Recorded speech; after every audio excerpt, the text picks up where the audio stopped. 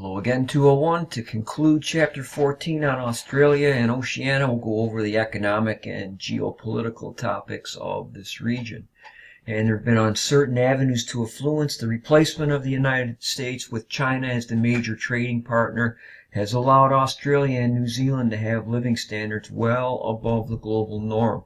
Historically, their economy has been based on extraction and the export of those natural resources. They do have tropical and temperate crops, and the cattle industry and the sheep industry are also other things that have been developed with beef and wool as major agricultural exports.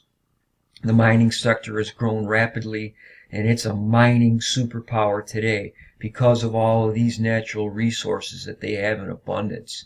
And China and Japan are very interested in these raw materials. Manufacturing is a concern because most of the businesses are in extraction and they're not high tech. And increasing immigration from Asian nations and ties with Asia bode well for the future. Tourism is about 7% of the total economy, and many of the Gold Coast hotels are owned by Japanese companies.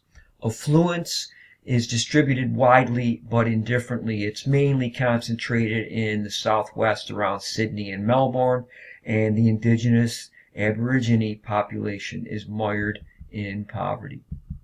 New Zealand, it's somewhat less prosperous than Australia, but it's well off compared to the worldwide norm.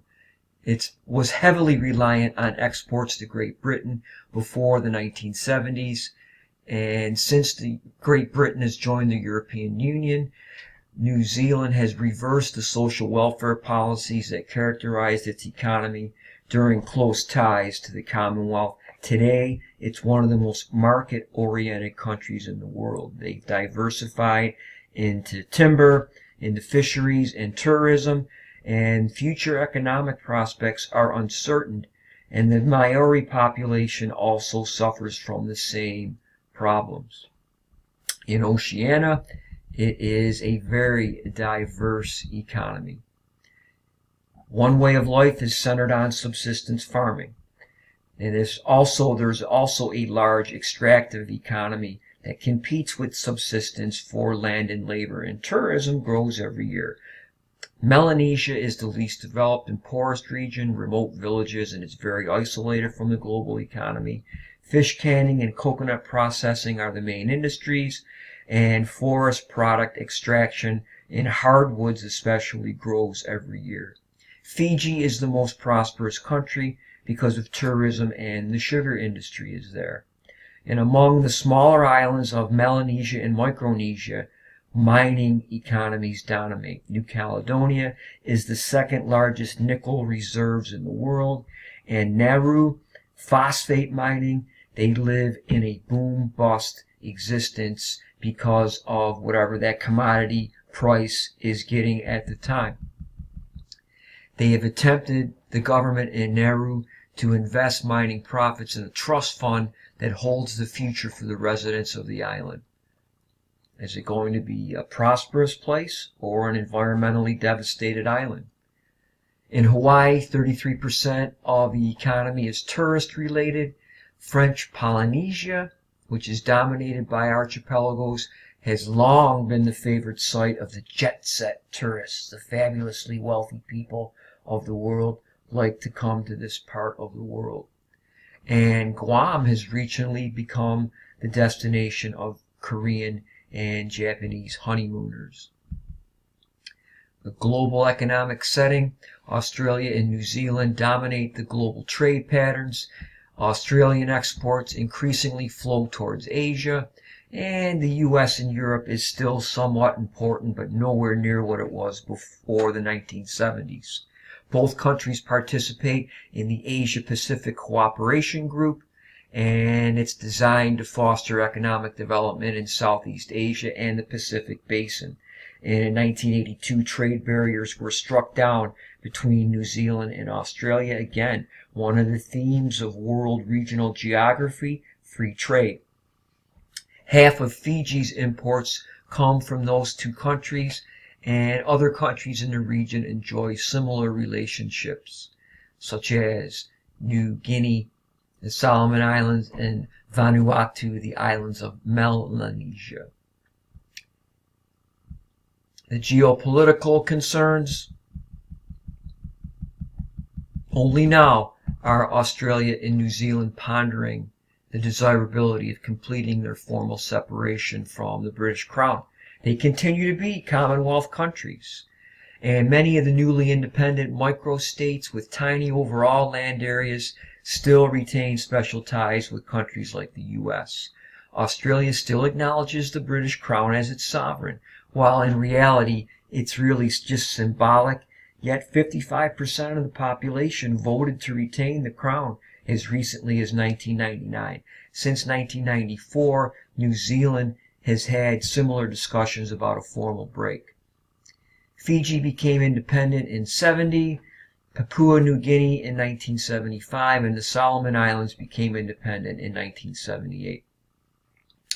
And the U.S. has recently turned over most of the Micronesian territories to local governments while retaining considerable influence, mainly with the military. And many received subsidies after World War II. Many islands were used for military purposes, and Bikini Atoll was obliterated by nuclear tests in the 1940s. And Kwajalein was used for missile targets, and there's a major naval base at Palau, the westernmost archipelago of Oceania. The Marshall Islands in the Federated States were independent in the early 1990s, and they still have ties to the U.S. The CNMI is a self-governing commonwealth in association with the U.S. If you're born in the Marianas, you are a U.S. citizen.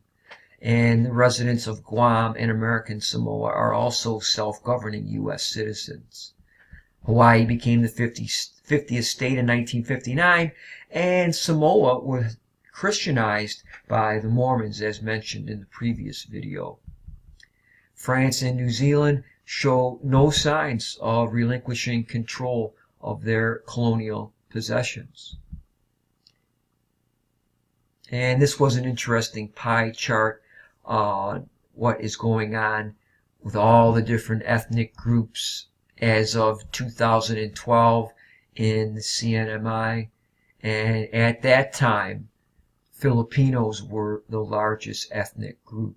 And that is changing rapidly in 2018 because of the enforcement of the different immigration laws now. And many Filipinos were CW workers, and many have been forced to leave. And this chart, therefore, has changed as a result. There were ethnic conflicts in Fiji because the Indo-Fijians and the indigenous Fijians have problems. Indigenous Fijians own the land, but Indo-Fijians dominate the commercial life and the wealth. And it all goes back to those plantations of sugar cane that were introduced. And the Indo-Fijians came to dominate that trade. Land has been leased, and many times those leases then are not renewed, and there is a strong cultural and religious barriers that exist between the two groups. Foreign investors have been pushed for economic restructuring and market development of the sugarcane industry. It's heavily protected by many countries, and not just Fiji. Sugar is a real protected agricultural commodity. And there's been some military problems there. You can read this. This is from the recent past. And the Indo-Fijians tend to be Hindu.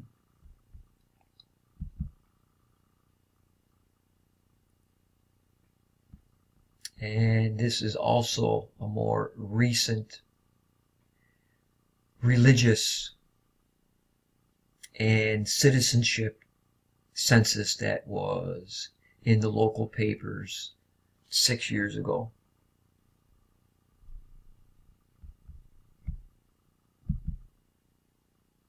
And that's about it for the geopolitical and economic characteristics of Australia and Oceania.